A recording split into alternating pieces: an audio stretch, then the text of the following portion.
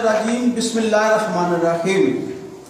आज का ये लेसन पोर्टफोलियो पर है कि पोर्टफोलियो क्या है, ये क्यों ज़रूरी है, ये किस लिए तैयार करते हैं, इससे क्या मकसद हासिल होता है, इसे कहाँ पेश किया जाता है, अमली ज़िंदगी में इससे क्या फ़ायदे दिए जाते हैं।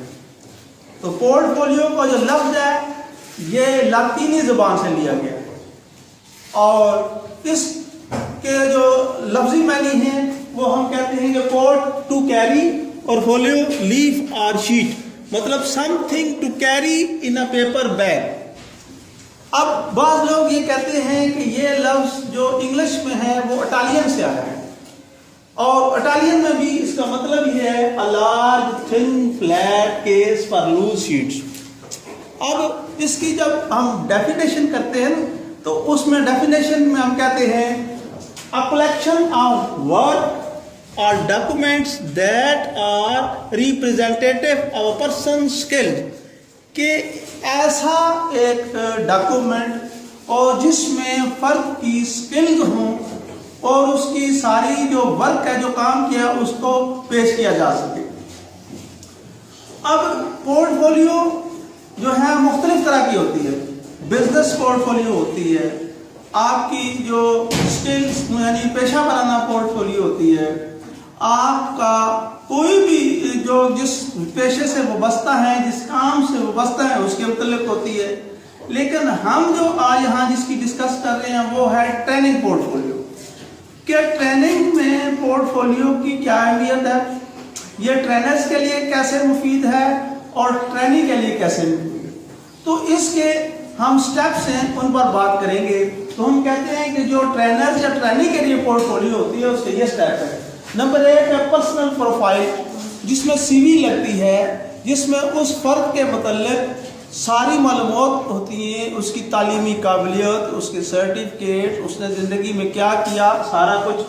फिर ऑब्जेक्टिव हैं कि अब इस ट्रेनिंग से ट्रेनर या ट्रेनी क्या फ़वाइद हासिल करना चाहता है, उसके मकासद क्या हैं। फिर टाइम टेबल है कि वो तफसील से जितने दिनों की ट्रेनिंग है उसका टाइम टेबल लगा होता है। लर्निंग लॉग्स होते हैं जिसमें वो जो अचीवमेंट है उसके मतलब राय के टॉपिक क्या है, उसमें फ़र्द ने क्या लर्न किया है।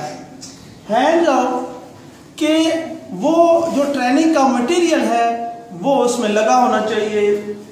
असाइनमेंट्स, फिर जो ट्रेनर्स असाइनमेंट देते हैं और ट्रेनी उस पर वर्क करते हैं वो लगी होनी चाहिए। डेली रिपोर्ट कि उस दिन क्या हुआ, सारी उस दिन की कार्रवाई उसके अंदर मौजूद होनी चाहिए।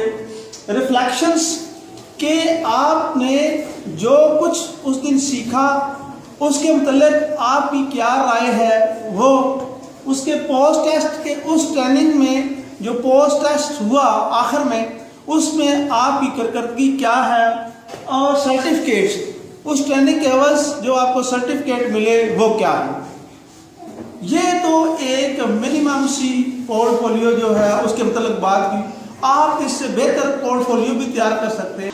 अब हम आपको एक पोर्टफोलियो दिखाएंगे जो जिससे आप कम से कम अंदाज़ा कर सकते हैं कि एक पोर्टफोलियो तैयार किस तरह हो सकती है। आप इससे बेहतर भी तैयार कर सकते हैं। इस तरह की एक फ़ाइल हो जिसमें सबसे पहले आप उसके मतलब मालूमात दें, फिर इस फाइल में वो इस तरह के रिबन और टैग्स लगा दें जो भी आप जरूरी। आप देखें सबसे पहले आप जो है वो पर्सनल डाटा या सीवी लगाते हैं तो उसके मतलब ये आप लगा दें। फिर उसके मतलब ये जो स्टेप्स उठाते जाएं तो आप आगे चलते जाएं। तो ये टाइम टेबल है। उसके बाद learning log, hand out, assignments,